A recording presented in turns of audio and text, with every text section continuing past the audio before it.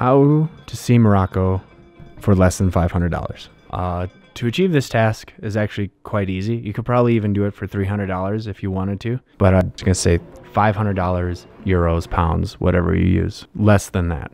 Changing money is about a 10-to-1 ratio. You can do that at the airport and any main square. There's money changers, as long as it's not the weekend anyhow. So you start out your tour of Morocco and Marrakesh. You stay around the main square in a hostel, and obviously a hostel. Most hostels in Marrakesh cost about $6 to $7 a night. The hostels usually include free breakfast as well, so that's a awesome plus. The best way to save money is to not let anyone put a snake on you, a monkey on you, grab your hand and give you a tattoo saying it's free when it's not going to be free. If you want to hold a monkey or a snake, you have to pre-negotiate that. And if they say that you're gonna pay whatever you wanna pay, say no, I wanna pre-negotiate it, because paying what you wanna pay turns into, no, I need more money. So that is the best way to save money. Of course, you're gonna make one or two mistakes. You're gonna pay your beginner's tax by being too nice when someone puts a snake around you and then they're like, give me $70. And you're like, what? And obviously you say no, and then you negotiate down. Yeah, do not let anyone, especially Marrakesh, kind of swindle you out of your money. Negotiate everything and know that everything sold to a tourist is gonna be 4 times more than what it normally is. You'll find cheap food, and that could range from 10 dirhams to 80 dirhams, which is really $1 to $8 per meal. So it depends on how nice of a meal you want, but really you're not going to spend that much money going out to eat. You can see most museums for anywhere from $1 to $7 for an entrance ticket, 10 to 70 dirham. And of course, at night, you're going to want to go and see the street theater, and that itself isn't too expensive. Obviously you want to give some money to the theater, whatever you like, and know that you're going to pay more if you take out a camera and take pictures of it. They will want more. Like, even if you want to take pictures, you'll pay like 20 dirham, and it's nice. It's awesome entertainment that's been going on for like 1,000 years. If you stay in Marrakesh for 2 nights, you shouldn't spend too much. I would say no more than $100, as long as you're not buying a ton of tourist stuff and they're not throwing snakes on you. From there, your hostel can easily arrange a transportation to see the Atlas Mountains for a day. So for 80 dirhams, I went from Marrakesh to Ouarzazate, but you can stay at a hostel or Airbnb for $10 a night. And really, you just need to spend 1 night there.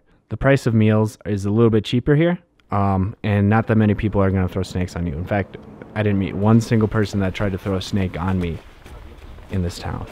But you can easily get a grand taxi that you can share for 50 dirham to Tourut Kasbah, which is used as a backdrop in a ton of movies. It's pretty awesome to see, and it's, I believe, 20 dirham to enter, or 2.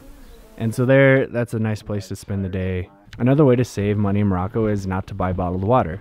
Bottled water may be cheap. It's about 50 cents for like a 2-liter bottle, but you can drink the tap water there. It is quite safe. If you want to spend quite a bit of money at this point, you could arrange a $300 tour of the whole eastern desert, or you can take grand taxis or buses to connecting towns.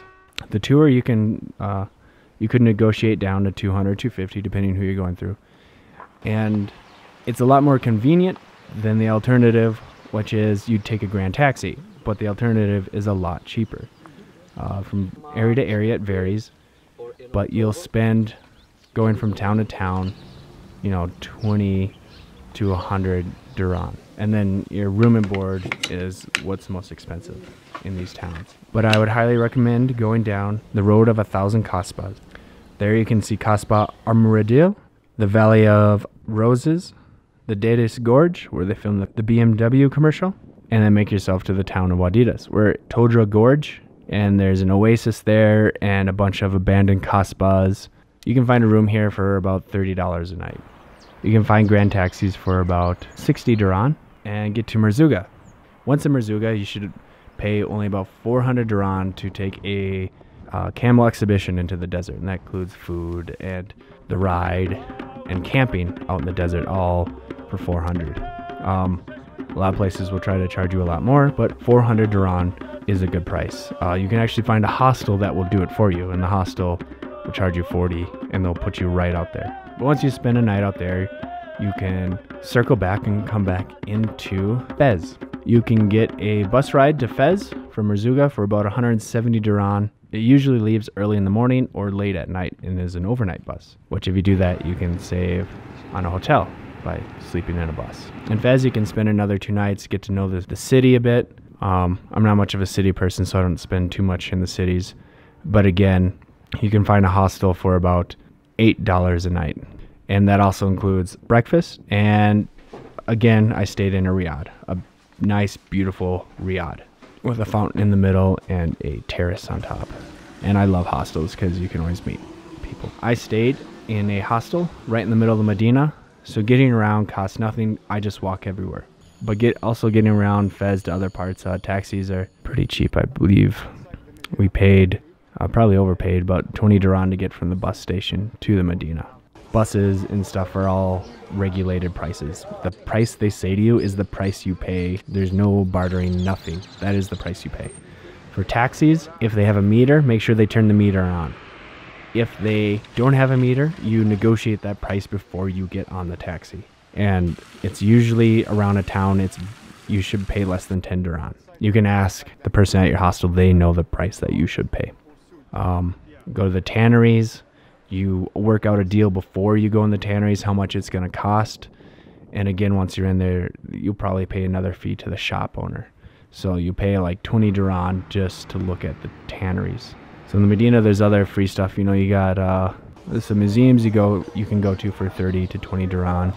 You got the Boujalud Gardens, which are free to see. A nice place to get away. You got the Borj Nord, which is like a overlook of the city. In fact, one of the sultans, I think, used it to keep an eye on Fez because he didn't trust them. He thought they were going to uprise or cause trouble. So, but it's a beautiful view of the city and also free to go to.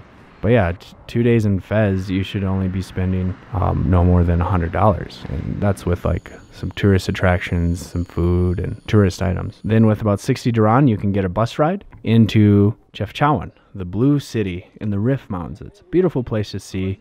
You can go hike around. You can walk all around the city, see the blue painted walls and streets. It's pretty awesome to see. And then hike up to the Spanish Mosque and see the sunset over the city. Or you can hike up the mountains above the city. And the hostels here are a little bit more. They're $12 a night about. And food here is relatively cheap. You know, you're going to pay around 50 dirham as well. Food is about the same almost everywhere you go. One thing you watch out for is... again, there's like fake tours, and this is in every city, but fake, you know, people are just like, oh, sure, I'll give you a tour, but really they're just some guy with a car, and they're just going to drive you and charge you way more. For example, we wanted to go on this hike. It was about 45 minutes away to this beautiful waterfalls in the middle of nowhere, and we went to the bus station thinking that that's where the Grand Taxis left from, and this guy's like, oh, you missed them all, but I will get one for you, because we got there at like 9 a.m. and we should have got there earlier. I'm like, okay. And then this guy shows up in this horrible looking car, and like exhaust is pouring into the car, and it smells horrible. And I got in and I was like, this doesn't feel right. And then the guy who called his friend basically was like, and I'm going with 2. And I was like, well, there's 2 of them and 2 of us. And he's like, well, if you get more, it'll be cheaper. And there's just the 2 of us. I'm like, well, you can only fit 4 people in this car, so that doesn't make sense. So I was like, well, I need to get money. And we go up to the Medina, and I'm going to exchange money. And I was like, this doesn't seem right. This guy's either going to try to charge us for being a guide or charge us or something, you know, he's overcharging us. And anyhow, I get out and I was like, you know what, here's 20 dirham for giving me a ride up here. I'm not going to go. I can't. And he was pretty mad. He's like, this guy's losing his business because of you. He's losing his 300, you know, whatever he was going to charge. He's losing it because we're the last ones out. And I was like, that's too bad. Like, this guy is just, you know, they're just trying to get money.